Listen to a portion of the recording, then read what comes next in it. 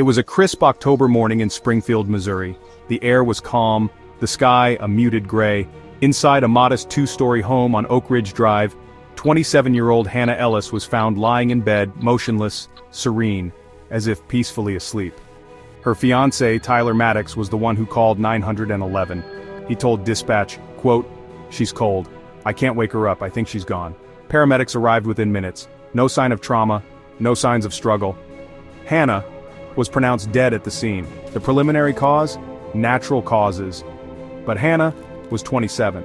She had no known medical conditions, no history of substance abuse. To her family, something didn't sit right. Her sister Emily told police, quote, "She was vibrant, full of life. She texted me at 11:30 the night before, just laughing about a podcast we were listening to. She wasn't sick, she wasn't tired, she was fine." The coroner ordered a full autopsy. That's when the story changed. The toxicology report came back. Hannah had lethal levels of zolpidem, a powerful sleep aid, mixed with trace amounts of fentanyl. She had no prescription. No one could explain how it got into her system. Tyler Maddox was brought in for questioning. Detective Rowan: "Tyler, did Hannah take any medications that night? Anything out of the ordinary?" Tyler: "No. She had a glass of wine. We watched a movie. She went to bed." Detective Rowan: "Did you?" Tyler paused. "I don't even remember. It was just a normal night, but investigators didn't think so. They found a nearly empty bottle of wine in the kitchen. Forensics revealed something shocking. Sedative residue inside the cork. Someone had laced the wine. Surveillance footage from a local CVS, timestamped 5:12 p.m. the evening before Hannah died, showed Tyler purchasing over-the-counter sleep aids. And something else. Rubber gloves. Still, no security footage inside the house. No direct evidence linking him to the drug administration. But then came a strange twist. Detectives found a deleted folder on Hannah's laptop, a recovered file titled, "To Emily, if anything happens to me." In it she wrote, quote, "Tyler hasn't been himself lately. He's secretive. I feel like I'm being watched in my own home. Maybe I'm just paranoid. But if anything happens to me, tell them to look at him." When confronted, Tyler denied everything. Said the file was fabricated, said Hannah had anxiety, and then, without warning, Tyler disappeared. 3 days later, his car was found abandoned near the Mark Twain National Forest. Wallet inside, phone, wiped clean. To this day, he's never been found. No arrests, no official cause of death. The coroner changed the report from natural causes to undetermined. Hannah's family still demands justice. Emily's voice trembling on a podcast. She didn't just go to sleep and not wake up. Someone made sure she didn't wake up. Was it murder? Or a tragic accident cloaked in suspicion? And where is Tyler Maddox now? Gone. Like a whisper in the night. The case remains open. This is Vanished Whispers. Subscribe for more true crime stories where every whisper hides a secret, and some vanish forever. The screen fades into a dimly lit police interrogation room. A single desk lamp casts long shadows. The camera lingers on the trembling hands of a middle-aged woman. Mrs. Lorraine McCarthy police documents and an audio recorder sit between her and Detective Rowan. "Mrs. McCarthy, can you tell us again what you heard the night of October 14th? I couldn't sleep. Around midnight I heard something. At first it sounded like laughter. Hannah's laugh. She had this bright, ringing laugh, but then it changed. Like she was arguing or scared. Quick flashback, darkened window, faint silhouettes, muffled voices. The clock on a nightstand glows 12:14 a.m. Did you hear Tyler's voice?" I think so, but it was hard to tell. Someone, maybe him, slammed a door. Then there was a thud, like someone dropped something heavy, or someone fell. Close-up of Lorraine's anxious eyes darting away from the detective. "Did you see anyone leave the house?" "No, but..." About an hour later a car started. Headlights flashed across my window. I thought it was Tyler's car, but when I looked out, it was gone. Maybe I imagined it. I don't know, I just remember a cold feeling. The scene flickers. Police notes, Lorraine's written statement, timestamped 1:27 a.m. Earlier you said you heard a woman crying. Now you're not sure? It might have been the TV or the wind. I'm sorry, I keep thinking, what if I'm wrong? But I know what I felt. Something was wrong that night. Lorraine wrings her hands, voice quivering. "Did you ever see anyone else at the house that evening?" "No, just Tyler's car in the driveway. But a couple nights before, I saw a man in a hoodie walking past the house. Didn't look like Tyler. He was taller. I thought it was nothing. Sketch of an unknown figure, flickering security camera footage, static. Thank you, Lorraine. Every detail matters."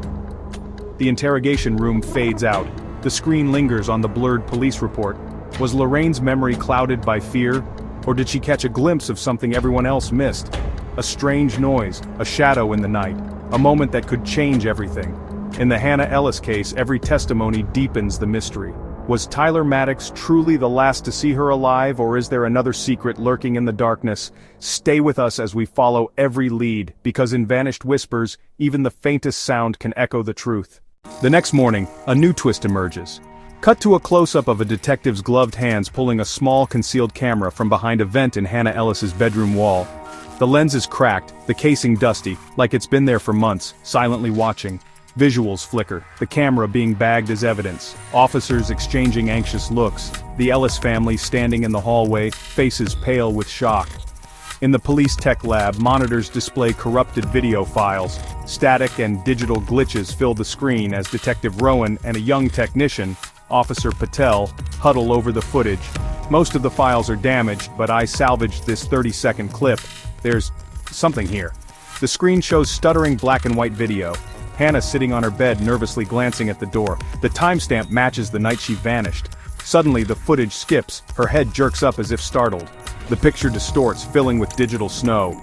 Listen to the audio, I isolated a few seconds.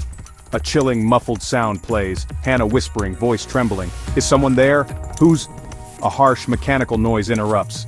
Then, another voice, distorted, unidentifiable, barely slips through the static. Don't make a sound. The audio cuts. The detectives freeze, the weight of what they've heard settling in the room. Cut to the Ellis parents watching the footage, tears in their eyes, hands trembling. The screen lingers on the corrupted video. Hannah's frightened face lost in the digital haze. A hidden camera, a shattered moment, and a voice in the darkness that may hold the key to everything. Who was watching Hannah, and what secrets are buried in the broken pixels of that night? As detectives dig deeper, one thing is clear. The truth is still out there, glitching just beyond reach. Night settles over the city, casting long shadows across the quiet police station. Inside, Detective Rowan sits hunched over a cluttered desk, eyes heavy with exhaustion. Suddenly, Officer Patel enters holding a plain, unmarked envelope, no return address, just Rowan's name scrawled in jagged handwriting. The room grows tense as they gather around, tearing open the envelope. Inside, a single sheet, typed, words cut from newspapers and glued in place. The message reads, "You're looking in the wrong places. Hannah Ellis is only the beginning. There are others, hidden, forgotten. The truth is buried deeper than you know. Stop digging or more will vanish." A chill runs through the room. The camera pans across a wall of unsolved case files, faces dates, red strings connecting stories left unfinished. Detective Rowan's hands tremble as he holds the letter, the weight of the message settling on his shoulders. A slow montage begins. Stacks of missing person reports, flickering surveillance screens, families waiting for answers. The letter sits in the center of the chaos, its words echoing in the silence. The final shot lingers on the letter, the ominous music swelling. In the darkness, a question hangs in the air: how many more secrets are waiting to be uncovered? And will the truth ever come to light? The case remains open. The mystery deepens. Somewhere out there, the watcher is still watching, fade to black. The city's restless hush is broken by the shrill ring of a late-night phone at the precinct. Detective Rowan, still reeling from the chilling letter, answers with wary urgency. A distorted voice crackles through the line, anonymous, trembling, but determined to be heard. Transcript begins. Caller, voice disguised. I don't want trouble, but I saw Tyler Maddox, the night after Hannah Ellis, after she was found. He wasn't alone. Detective Rowan, steady, probing. Can you be more specific? Where did you see him? Caller, near the old rail yard. He was arguing with someone, a woman I think. They looked scared. He had something in his hand. It looked like a bag. I heard him say, "It's not supposed to end like this." Detective Rowan, are you sure it was Tyler Maddox? That's important. Caller, voice cracks. I'm sure. I saw his face in the papers, I swear. I tried to forget, but now I can't. Detective Rowan, did you see where they went? Caller, they left in a dark car. I wrote down part of the plate. Rustling sound, then muffled. 61K, that's all I remember. Please, I can't talk anymore. Click, line goes dead. The room is silent, the weight of the new testimony pressing down on the team. Officer Patel quickly compares the partial plate to case files, while Rowan's mind races. The timeline is no longer certain. If Tyler was at the rail yard after Hannah's death, what was he hiding, and who was the woman with him? A tense montage follows, detectives poring over security footage from the rail yard, cross-referencing vehicle registrations, pinning the new evidence to their growing web of connections. Faces flicker on the board. Old suspects, new mysteries. The investigation, once linear, is now a maze of contradictions.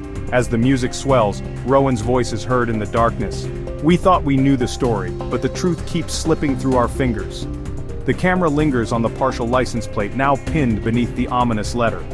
The search for Hannah's killer takes a sharp, dangerous turn. The watcher is not the only one keeping secrets. Fade to black. The morning after the anonymous call, a new piece of the puzzle surfaces, one hidden in plain sight. Hannah Ellis's younger sister, Emily, arrives at the precinct, her hands trembling as she clutches a worn, leather-bound diary. Tears shimmer in her eyes as she meets Detective Rowan in the quiet interview room. Emily, voice wavering. I found this in Hannah's old backpack. I didn't even know she kept a diary.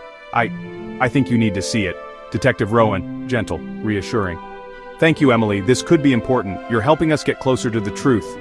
Detective Rowan flips through the pages. Each entry a window into Hannah's hidden world. Hannah, voiceover, soft and uncertain. Sometimes I feel like someone's watching me, even when I'm alone. I hear footsteps at night, outside my window. I told Tyler, but he just laughed it off. I wish someone believed me. Emily wipes away a tear as detectives listen, the room heavy with emotion. Hannah, diary entry continues. Lately I can't trust anyone, not even the ones I love. Someone close to me is hiding something, I can feel it. If anything happens to me, look for the man in the shadows, he's always there, just out of sight. Detective Rowan, quietly to Emily. We'll do everything we can, Emily, I promise. Emily, voice breaking but determined. She was scared, she knew something was wrong. Please, find out who did this to her. Detectives scanning the diary, highlighting names and cryptic sketches. Emily sits with Officer Patel, finding comfort in her presence. Rowan pins a new photo of Hannah and Emily to the evidence board, a reminder of the life behind the case. As the music swells, the diary's final entry echoes in Rowan's mind. If I disappeared, don't let them tell you it was an accident. Trust your instincts, trust Emily. The investigation is no longer just about solving a crime. It's about honoring a sister's last plea and the secrets she left behind. The investigation takes a sharp turn. Forensic teams work late into the night, analyzing every shred of evidence until a breakthrough emerges. On the wine cork found in Hannah's kitchen and the hidden camera recovered from her bedroom, DNA traces are found. The results are shocking. Detective Rowan and Officer Patel sit across from a new suspect in the interrogation room, Mrs. Ashford, the kindly neighbor who brought over casseroles and comfort in the days after Hannah vanished. Never once did she seem anything but helpful until now. Mrs. Ashford, our forensic team found your DNA on a wine cork in Hannah's home. Can you explain that? I brought her some wine the week before. She said she needed to relax, that's all. I never went into her bedroom. Your DNA was also found on a hidden camera placed in Hannah's room. How do you explain that? That's impossible. I didn't even know she had a camera in there. Are you sure? Because the timestamp matches the night Hannah disappeared, and your alibi, being at the book club, doesn't check out. 2 members say you never showed. I was trying to help her. She said someone was watching her. She asked me to check her room while she was out. I shouldn't have lied about where I was, but I was scared. I thought if I told you, you'd think I did something. Why would Hannah trust you with that? Did she confide in you about the man in the shadows? She was terrified. She begged me not to tell anyone. I never thought it would come to this. As Mrs. Ashford breaks down, detectives realize nothing is as it seemed. A trusted neighbor now stands at the center of the storm. The DNA evidence unravels carefully constructed alibis, and the unsettling truth begins to surface. The line between friend and suspect is thinner than anyone imagined. The investigation has entered dangerous new territory, and as the evidence piles up, the real story behind Hannah Ellis's disappearance threatens to shatter everything the detectives thought they knew. The walls of the interrogation room feel smaller tonight. Detective Rowan and Officer Patel sit across from the true perpetrator, James Caro, Hannah's former colleague and once trusted friend. The evidence is overwhelming. DNA on the wine cork, a partial fingerprint on the hidden camera, and a witness statement from Mrs. Ashford, who finally admitted to seeing James outside Hannah's house the night she vanished. A police transcript records the final moments as the truth is forced into the light. Detective Rowan James, your fingerprints were found on the camera. Mrs. Ashford saw you at Hannah's house that night. The DNA matches. We know you were there. James Caro, I never meant for any of this to happen. I just wanted to talk to her. She was scared, but she wouldn't listen. Officer Patel, you put the camera in her bedroom, didn't you? James Caro. I needed to know if she was telling the truth about someone following her. I was trying to protect her, I swear. Detective Rowan, but you were the one she was afraid of, James, weren't you? James Caro, she called me that night. She said she was leaving town, that she couldn't trust anyone. I went to her house to stop her, but we argued. She tried to run. I didn't mean to hurt her. I panicked. I just wanted her to stay. Officer Patel, where is Hannah, James? James Caro. I left her by the old mill near the river. I'm sorry, I'm so sorry. The news reaches the Ellis family. Hannah's mother weeps, her father gripping her hand in silent agony. Relief and heartbreak mingle in their tears. The truth is finally known, but the cost is immeasurable. Detective Rowan stands outside the station watching dawn break over the city. The case is closed, but the echoes of Hannah's story linger. A reminder that trust can be betrayed even by those closest to us. The camera pans over the quiet neighborhood, the shadows a little lighter now. Closure has come, but some mysteries are never fully laid to rest. Just as the dust begins to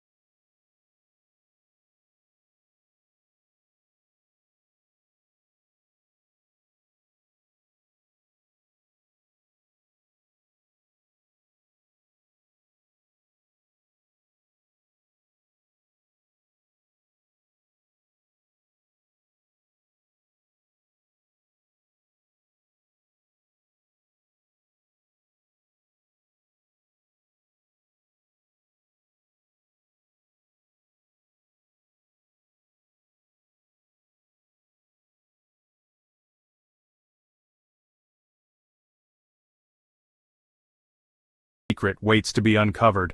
The investigation, already teetering on the edge of chaos, spirals further when the unexpected happens. The case turns inward. Detective Rowan finds his world unraveling when new evidence points to someone he never imagined. His own brother, Thomas Rowan.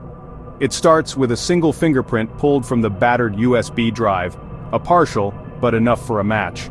The lab report arrives in the dead of night. Rowan stares at the name, disbelief etched across his face. Thomas. His brother, the one who'd been at the family barbecue the night Hannah vanished, who'd offered a shoulder to lean on as Rowan chased dead ends. Word spreads quickly through the precinct. Whispers replace greetings. Officer Patel, torn between loyalty and duty, confronts Rowan in the hallway. "We have to bring him in," she says, voice breaking. Rowan nods, the weight of betrayal settling in his chest. The interrogation room is colder than usual. Thomas sits across the table, eyes red, jaw clenched. Rowan's voice trembles as he begins. "Why didn't you tell me you were near Hannah's house that night?" Thomas stares at his hands, silent. The team watches from behind the glass, anxiety palpable. As the questioning intensifies, Thomas breaks down. Tears stream down his face as he admits to being blackmailed by an unknown figure, forced to deliver the USB drive to Claire Foster. "I thought I was protecting you, protecting our family," he sobs. The revelation hits Rowan like a blow, his own brother, entangled in the web he's been chasing. The team is shaken. Trust within the precinct fractures. Officer Patel questions her instincts, haunted by missed clues. Rowan is left reeling, his judgment clouded by grief and rage. The case, once a quest for justice, is now personal, a labyrinth of secrets and lies. The final moments linger on Rowan's haunted face. His resolve hardens. The truth is closer than ever, but at what cost? In the pursuit of justice, even the strongest bonds can shatter. The Ellis case is no longer just about Hannah. It's about betrayal, forgiveness, and the price of uncovering the truth. The city awakens to a storm of headlines. News vans line the street outside the precinct, their satellite dishes pointed skyward, hungry for every new detail in the Hannah Ellis case. Camera flashes paint the night as reporters jostle for the latest soundbite. The community, once quietly hopeful, now gathers in candlelit vigils outside Hannah's childhood home. Faces illuminated by flickering flames hold signs. Justice for Hannah, bring her home. There is grief, there is anger, and above all, there is exhaustion. Hannah's family stands at the front of the crowd, holding one another close. Her mother, eyes rimmed red, clutches a fading photograph. Her father's hands tremble as he lights another candle. The weight of the investigation's twists, friends turned suspects, trust splintered, settles heavy on their shoulders. The world is watching, but the pain is theirs alone. Inside the chaos, a new figure emerges. Journalist Mara Lynn, her notepad never far from hand. She's been following the case from the shadows, piecing together interviews, surveillance footage, and whispers from anonymous sources. Mara's instincts tell her there's more beneath the surface. Connections the police haven't seen. Late one evening, Mara receives a tip, a financial transfer between Claire Foster and a previously unknown associate. She digs deeper, linking the transaction to a shadowy figure seen near Hannah's house on the night she vanished. The evidence is damning. Mara confronts the associate at a local cafe, her recorder hidden beneath the table. The confrontation grows heated, voices rising above the clatter of dishes. The man's alibi crumbles under Mara's relentless questioning. The cafe patrons watch, wide-eyed, as police arrive, led by Officer Patel, who's been tracking Mara's leads. As the suspect is taken into custody, word spreads like wildfire. Social media erupts. The community's grief turns to hope, then to outrage. Had the truth been hidden in plain sight all along? The Ellis family receives the news with a bittersweet mix of relief and pain. The case is far from over, but a new path is open. In the end, Mara stands outside the precinct, notebook in hand, as candles flicker in the distance. Justice feels closer, but the scars on the community and on Hannah's family may never fully heal. The search for answers continues, but now, the world is watching together. As dawn breaks over the city, the precinct buzzes with a new urgency. Detective Reyes stands over a cluttered evidence table, sifting through files one last time. Among the chaos, a single envelope catches her eye. Unmarked, slipped in during the night.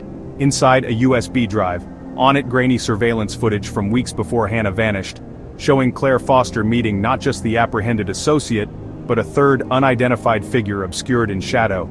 The detectives freeze the frame. The silhouette matches no one in their records. A chill runs through the room. The realization sets in. Someone else has been orchestrating events from the very beginning. Cut to Mara Lynn, her gaze fixed on her corkboard wall, red string connecting faces, bank accounts, and unanswered questions. She jots down a new name, still unknown, circled in bold. The phone rings. An altered voice warns her, "Stop digging or you'll end up just like Hannah." A montage unfolds. Officer Patel closing the file drawer with a heavy sigh, the Ellis family embracing as they prepare to leave their candlelit vigil. Mara staring at her reflection in a rain-streaked window. The city's skyline looms, lights flickering in the early morning gloom. The camera lingers on the USB drive, now locked in an evidence safe, as the haunting question echoes, if the person behind Hannah's disappearance is still out there, who will be next? The screen fades to black, leaving the truth just out of reach, and the audience holding their breath. In the weeks that follow, the city awakens to a new day, one where secrets no longer hold power in the darkness. The mysterious USB is decrypted, revealing not just the shadowy figure's identity, but a trove of correspondence and video logs. The third figure is unmasked, a trusted community leader, whose influence shielded them from suspicion. Their motives, rooted in past grievances and twisted loyalty, are laid bare in a confession video stored on the drive. Detective Reyes stands before a crowded press room, her voice steady as she details the full, unvarnished truth. The community, once gripped by fear and uncertainty, gathers in the city square. Candles are replaced by sunflowers, symbols of hope and remembrance. The Ellis family, hand in hand, listen as justice is finally served.